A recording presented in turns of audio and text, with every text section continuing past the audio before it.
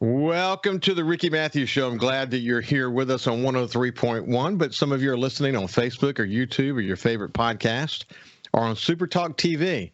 We appreciate you engaging with the show, however you engage in this show. We really, really appreciate it as we continue to celebrate the men and women who are working so hard to make this such a special place to live, work, and play.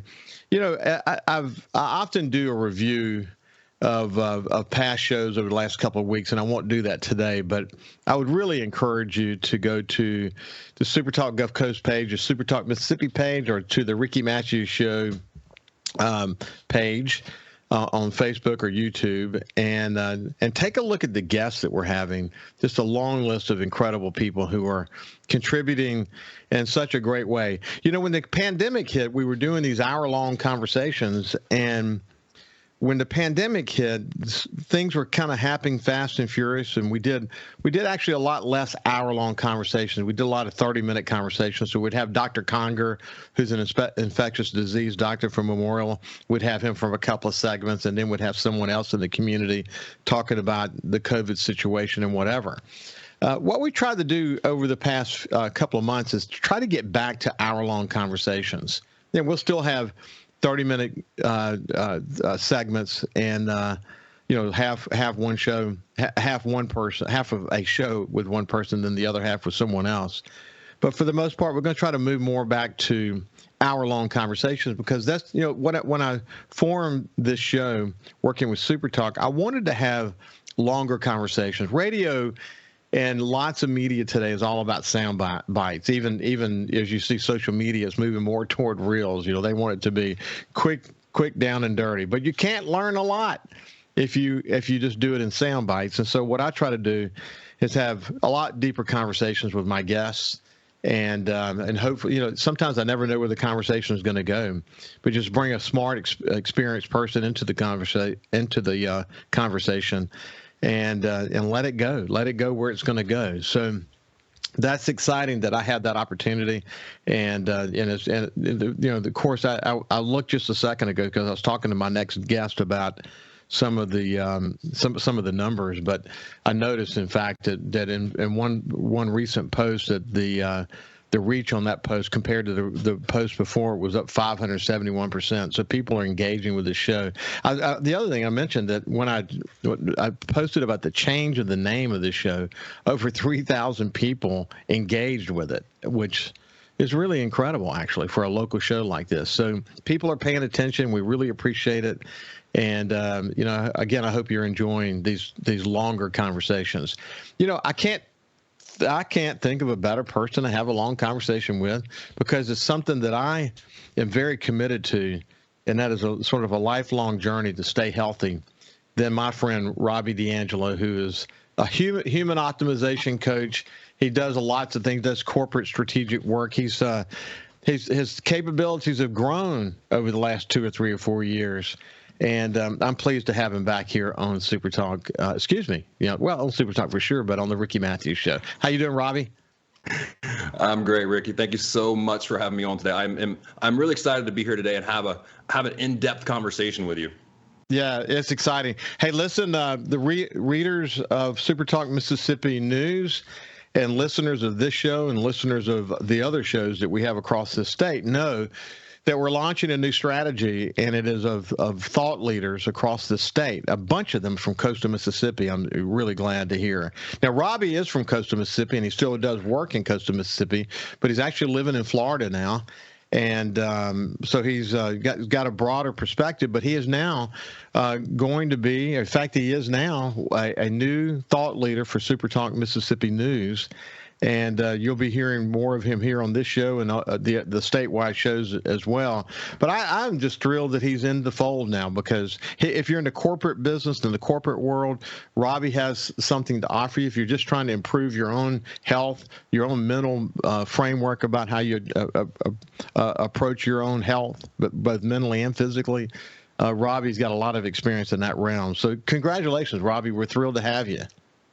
Thank you. I'm excited about this position just because, it's one of my passions to just create awareness and to give people just a spark of change. And that's really my intention with any any piece of content I put out is just to create some awareness and let people know that change is possible.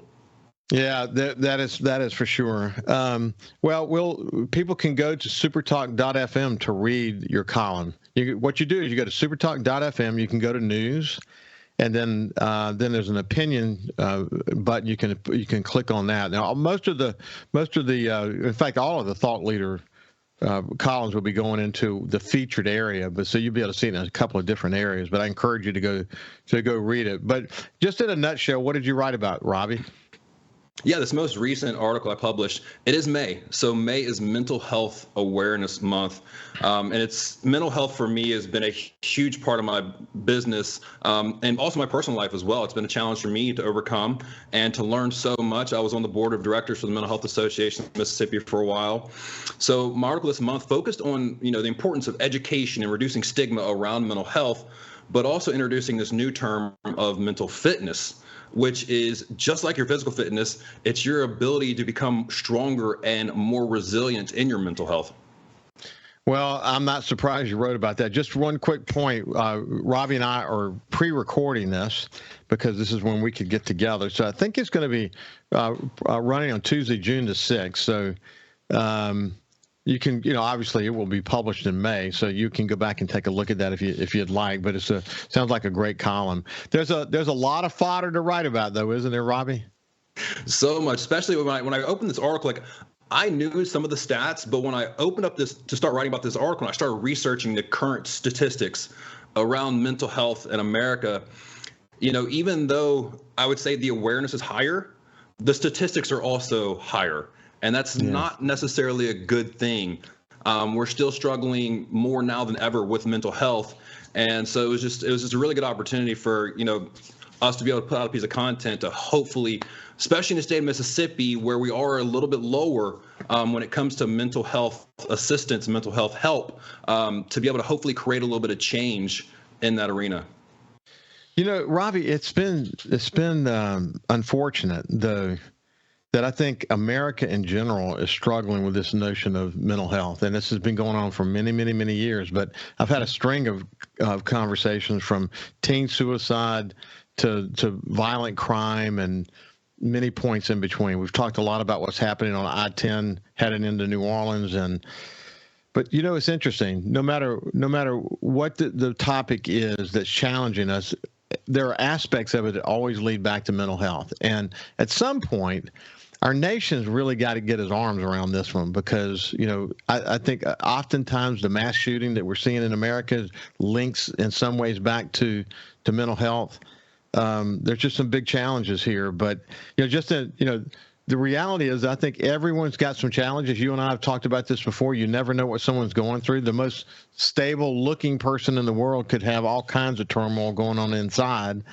And we just can never know for sure what someone's going through by just your first impression, can you?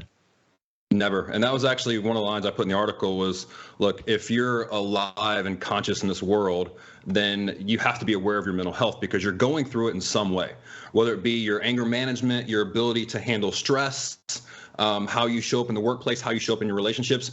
Every choice and decision you make in life goes through the filter of your mental health.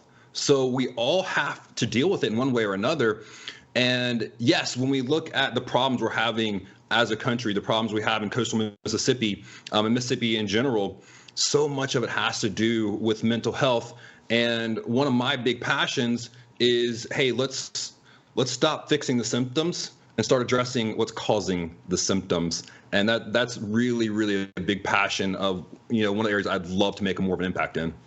Hey, Robby, one thing that you and I have talked about before, but I'll say it again. One of the things that led me to actually retire in 2016 at, the height of my career was, first of all, thank God I could actually retire. It was actually a choice because a lot of people don't have the choice in the situation that I was in.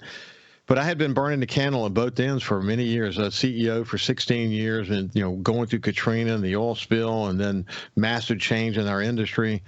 And I thought I was Superman, to be quite honest with you, man. I thought I was impenetrable. I felt like I could tackle anything. I was running ragged. During a 2-year period, I did like 650,000 frequent flyer miles flying, commuting all over the United States. But eventually it started to catch up with me a little bit. And when I had a little scare, it all turned out fine. I had a little health scare. I told my doctor in Biloxi, who's a terrific doctor, Dr. Mathews, told him that my job was killing me. And, well, I tell you what, I'll tell you the rest of the story on the other side. But what I learned from that is that the cumulative effect of stress is devastating. That's what I learned from it. And once I relieved myself of that, it's been pretty smooth sailing since. So anyway, we'll continue our conversation with Robby DeAngelo on the other side. We'll see you after this break.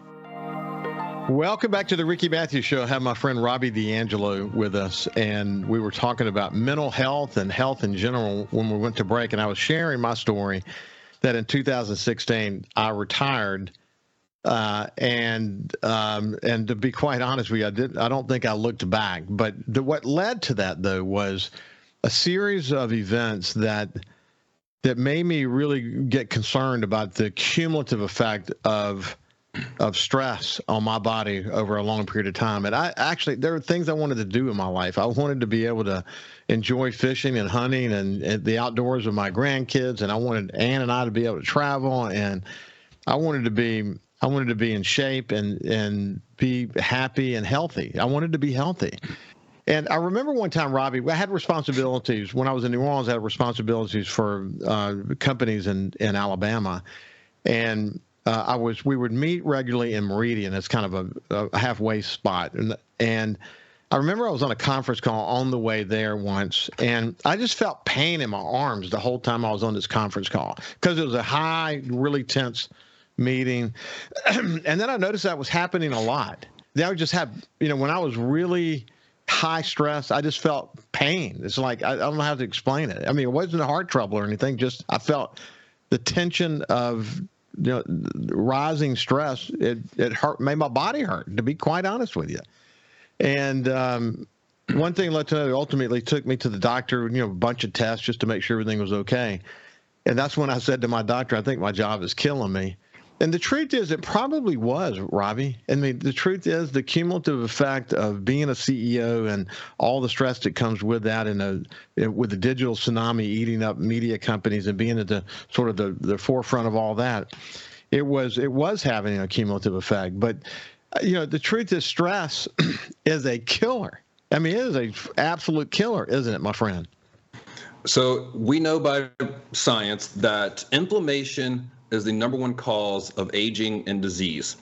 That being said, stress is the number one cause of inflammation. And what's crazy about that is your body is meant to be able to handle and adapt to stress. But when we look at that, it's intentional micro stress, such as a workout or like a mental game you play or a work meeting, right? The intentional micro stress that you can recover from. The problem we're facing right now is so many of us are living with chronic stress. So we have stress put upon our mental, physical body, yet we never are able to recover from it. So our body is just in this constant breakdown cycle of inflammation. And that's exactly what you're talking about. Is chronic stress is, in my opinion, the number one killer of humans right now. I can definitely see that. And there's a lot people can do about it. What the relief that I got and what enabled me to go for as long as I went was that I would go for long runs or long walks or go in, like you said, go to the gym and pump some serious iron. And I could literally feel the release happening as I did those things. And that was part of the way I did. I did that. I tried to get 10,000 steps a day every day. And I've done that for many, many, many years. Now I can get it from just walking a lot. If I get on a phone call, even today, I'll just go outside and walk while I do the phone call. I will never sit down for a phone call. Never. I'm going to always be up walking, doing, the situation. But if you focus on those kind of things, it makes a real difference. But I think that's what kept me going for as long as I was able to go.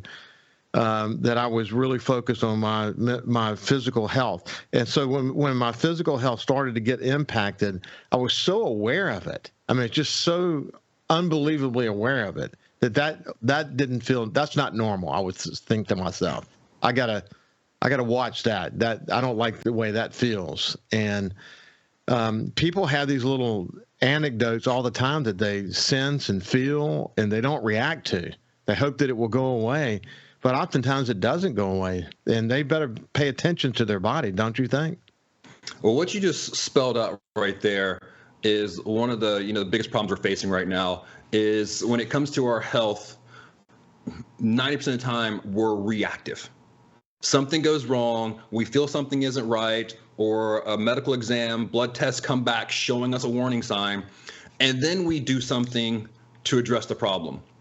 Instead of, okay, I need to be proactive in my mental health, that mental fitness thing we talked about earlier. Like, what are some ways that I can get better at handling stress instead of waiting till the stress is so bad? Now I have to go to therapy. Now I have to go on medication. What are some ways I can be proactive in this? In your physical body, you're talking about, yes, what are some ways I can have a healthier physical body? So when stress does come upon me, my body is better able to handle the stress instead of, oh, hold on, I'm stressful. Let me go work this out now. Right. So that's one of the biggest things that I see people struggling with right now is they're being reactive to problems instead of proactive and preventing or mitigating problems. And then here comes the drugs and alcohol that you and I always have to come back to. But Lord, have mercy. I'd be honest with you, man. I only have 2 or 3 of my friends that literally don't drink.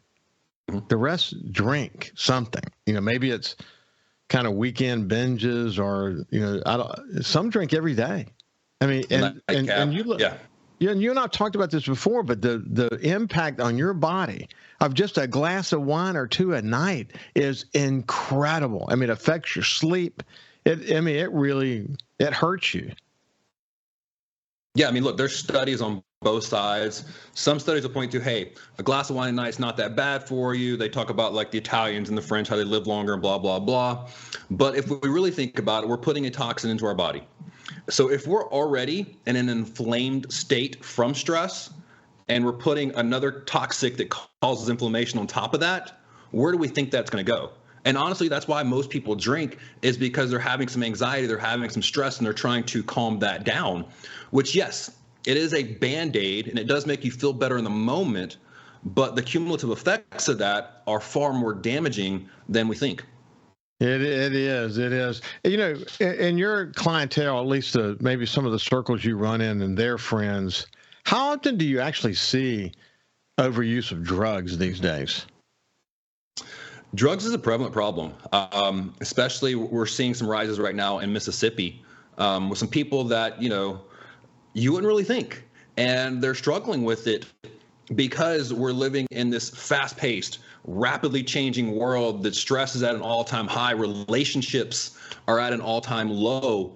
So we're kind of getting away from human joy, human fulfillment, and all the things that make us great as humans. And we're looking for coping mechanisms because of all the stress or the void that I'm feeling from lack of relationships. And we are turning to drugs and alcohol to fill that void because it's easier and it's a quick fix instead of doing the real work. Oh, hold on. Let me go form better relationships, or let me do some personal growth, or let me get back in a church or into my men's group. Like, let me get back to doing things that grow me. That sounds like too much work. Where's that pill at? Wow. That's so sad to hear that, but it's definitely true. Listen, I am really, I don't talk about this often, but I am really, really happy to have a wonderful marriage with my wife, Ann. We have a awesome marriage, and it's always been this way. Wonderful kids and now grandkids, and it's been a great life. But I do understand too often it's an exception to the rule.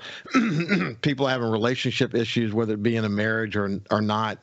And Ann and I say to each other all the time, we're thrilled we don't have the tension of a relationship that has some issues. In addition to that, we're really thrilled we're not single, because I can't even imagine what it's like to be single these days with social media and getting to the essence of who people are. I bet you hear that a lot, don't you? Oh, the dating and relationship world right now is crazy. And the statistics are proving that it's getting crazier as far as expectations on both sides, getting to know, like you said, the real genuine person. That's a lot of fake right now. But I posted 2 statistics in the last month that kind of threw people off. One of them was 5 out of 6 millionaires are married. And the second stat that I posted was men who are married live 12 years longer than men that stay single. And what I was trying to point to was the stability and mental health that comes from being in a healthy relationship.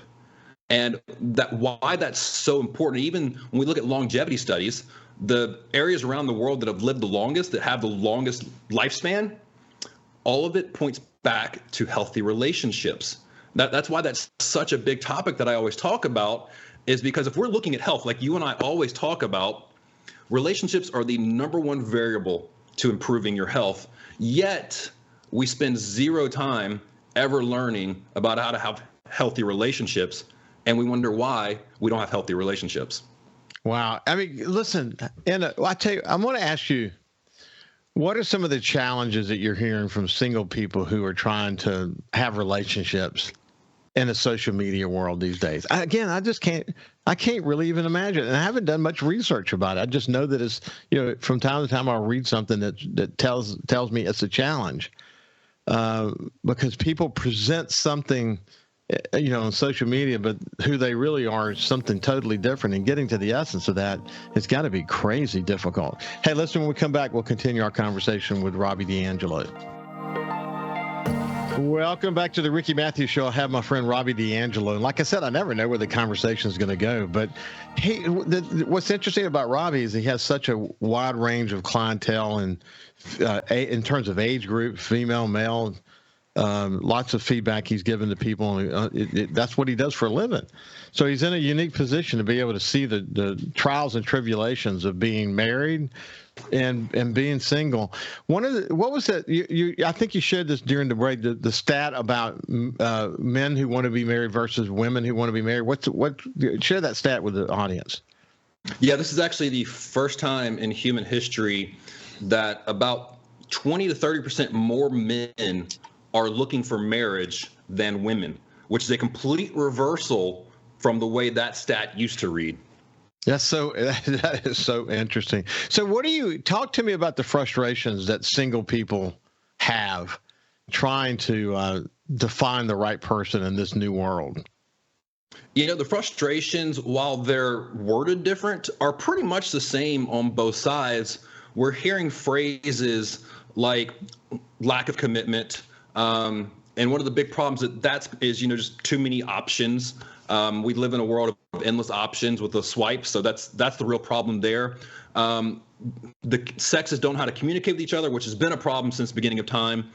One of the biggest things I'm seeing right now is we're having a real expectation problem as far as the person we're expecting to meet and expecting to be with, and how it's supposed to be this magical, perfect moment we meet and sunshine and rainbows and fireworks go off, and then we live happily ever after that. And I'm sorry, that's not the way the world works, right? You meet somebody and then you develop a relationship, and that relationship takes work. There is no relationship where you don't have to work on, oh, you communicate this way, I communicate this way, let's work on that together. So I'm hearing so many different things, and I was just looking at a stat right here. 75% of people that recently polled find the single life and dating very difficult. 75% are saying that finding someone is very difficult right now. Good. I'm again, for all you single people out there, I don't envy you. I don't envy you for what that can be like. That is for sure. But in your case, Robby, you find a good church group to hang around with, and you find, you choose your friends wisely. There is a light at the end of the tunnel, isn't there? Well, that's the big thing is, when we look at the statistics of where to find a partner, and we look at longevity of relationships, the number one place to find a partner is through friends. Second place is through church. And then you look at organizations where you have something in common. Yet understanding those three stats, that's not how the majority finds a partner, right? It's bars, clubs, dating apps. It's all the places that lead to the shortest relationships. And once again, we're taking these actions wondering why we're not getting good results. Maybe we should actually look at the statistics of, hold on, I want a healthy relationship. Where do I find a healthy relationship? Okay, well, let me talk to my friends. Let me get involved in church. Let me go do these things that actually I can find someone that's of quality that meets with my standards, my guidelines of a healthy relationship. I saw I don't know who it is, incidentally, but it was on Instagram, and it was just a reel that came across, and it was a very successful guy who was bragging about his marriage in a good way. And so I shouldn't even use a brag. He was proud. That maybe is the better word, proud of his marriage, and talked about all the celebrities he had access to and that he's been invited to these big parties and whatever. And he says, "You think I'm ever going to go?" And he says, "There's no way." He said, "Nothing good happens at 1 o'clock in the morning ever." And he says, I'm committed to my family. I'm committed to my work. I'm committed to my wife, and I'm not going to do anything that's going to deviate away from that. In your work, you get to see a lot of successful people, and those, there's some incredibly successful people who have incredible relationships, aren't there? There is, and that's one of the things you see is typically in order to achieve success, you have certain characteristics that lead to success. And what we find is the people that apply those characteristics to their relationship have the best relationships. We set a goal, we work on our goals, and we actually do the work it takes to build a successful relationship, just like you would in business. And then you have great communication that identifies maybe some stumbling blocks or some miscommunication or areas you need to work on. And then you come together and work on those things. It's the same thing you do in business. Yeah, your language has to be a little softer than in business. It can't be quite as black and white. It has to be a little bit more emotional.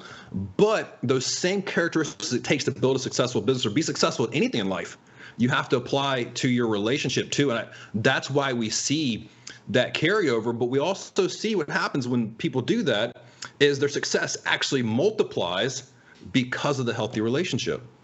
Yeah, the way in my life, the way that it worked was Ann was sort of the CEO of the family. She ran the house. She made sure that the kids were where they needed to be and whatever. I was able to focus on my work. And in fact, I think I told you the story. The first week after I retired, I was sitting there with her at the kitchen table, and she was on the phone with the kids having all these different conversations. It occurred to me that I never heard her having these conversations because the truth is I was working all the time, On weekends, obviously, I was home, and I always tried to mask work from my kids. I wanted them to be able to have my undivided attention. But I actually got sad a little bit for thinking, gosh, over all these years, this is what Ann was doing. I mean, she was just handling these things and developing these incredible relationships. She was the sounding board and whatever.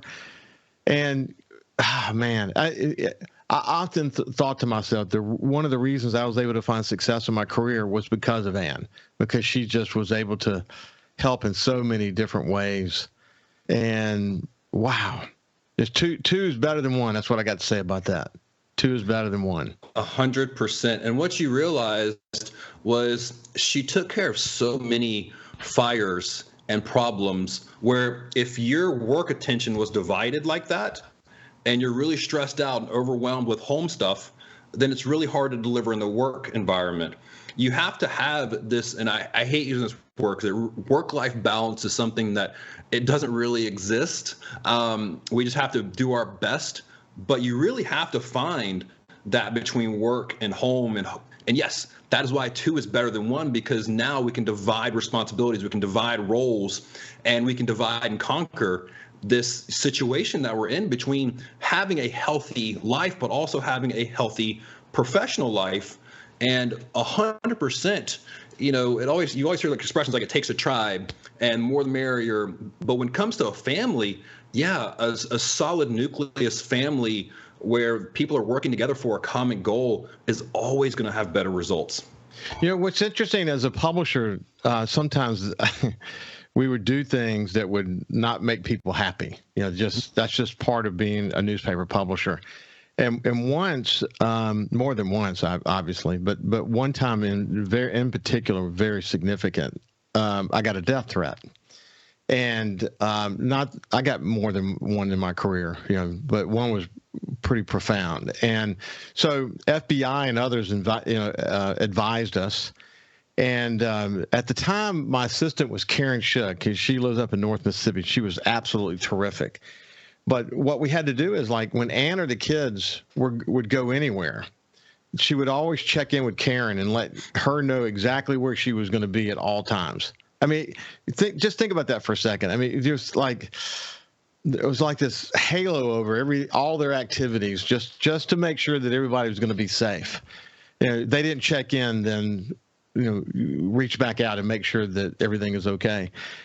Ann took all that in stride. I mean, I remember one night she had a bad dream, and I thought, oh wow, I probably shouldn't have told her too much. I told her too much. But took it in stride, man, and just kept going. It just, we didn't miss a lick as a family. I mean, when you're a publisher and you're in public life like I was, there's going to be challenges along the way, all kinds of different ways there are challenges. And that's why the nucleus of my family was always so important to me. As long as we could keep that group together, felt like if that was copacetic, all the noise on the outside of it didn't matter as much, because the nucleus was, we had our you used the word intentional a lot. We were very intentional about keeping that together, and then made everything else, all the challenges along the way, it made them much more. We could live through it, Yeah, and that's the biggest. You mentioned something just now. I heard two pieces of great marriage advice in the last month. One of them was, in a marriage, outside of any physical or mental harm, you should remove the word divorce from your vocabulary. It's not a word that you joke about. Yeah. It just removes from the vocabulary. That way, you're committed. And the last thing is, make sure you and your partner have a very, very good conflict resolution style, and you work on that together, because that honestly is one of the biggest keys to long-term success in a relationship. It is for sure, man. It is for sure. Hey, when we come back with Robby on the other side, we always try to give you some practical advice. Okay, so we've gotten a little heady today, but we'll get back to the basics and remind you what you can do to live a healthy lifestyle. We'll see you after this. Welcome back to the Ricky Mathews Show. Robby and I were talking during the break. It's I don't talk about my relationship with my wife, very often, to be quite honest with you. Kyle knows that. But I'm lucky. I'm lucky that I found the right person to live my life with, and it gives me the opportunity to have a lot of peace when I'm planning my shows and talking to people like Robby. That's for sure. Robby, let's get back to some basics though, because even though you have advanced your business dramatically, working with successful people, working with corporations, et cetera, at the end of the day though, some of the basics apply to all of us. Why don't you kind of remind people what they could do if they really wanted to start taking steps today to get healthier? Yeah, so we're going back to the article I wrote. What's so funny, Ricky, is doing the research on mental health and doing the research on physical health. They have so many things in common, such as get good sleep, drink water. Physical exercise improves your mental health. And just getting those core three pillars disciplined in your life are going to help tremendously.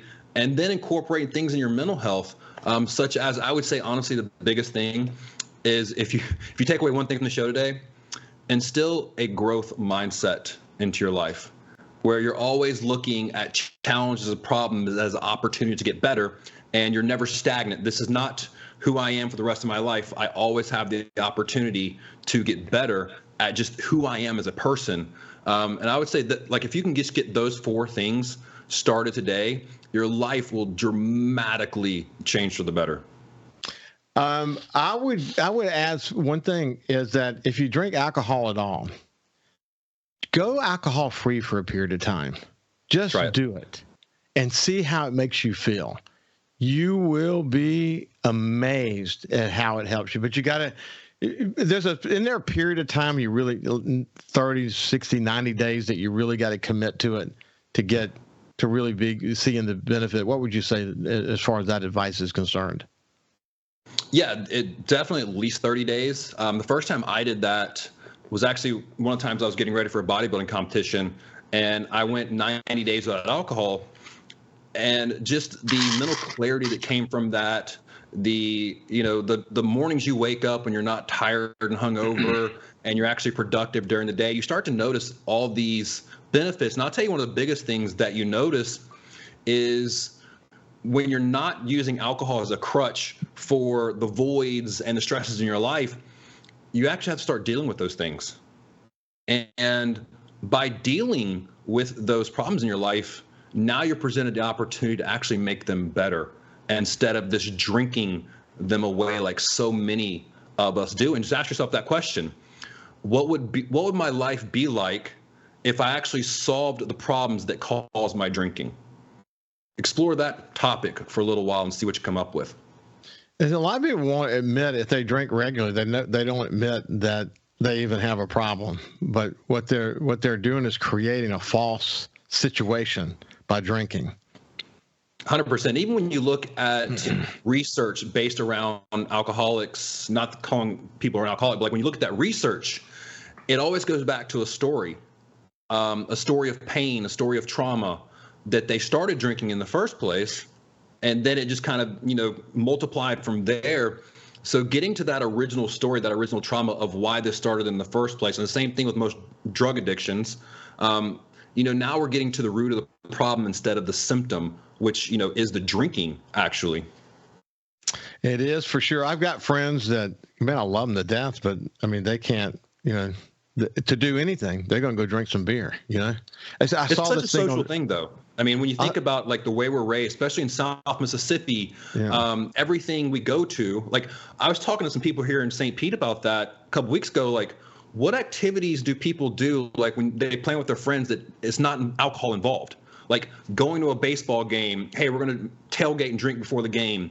Like what activities do people do that alcohol isn't involved in? So it's so social nowadays to that be just like a standard practice in our lives.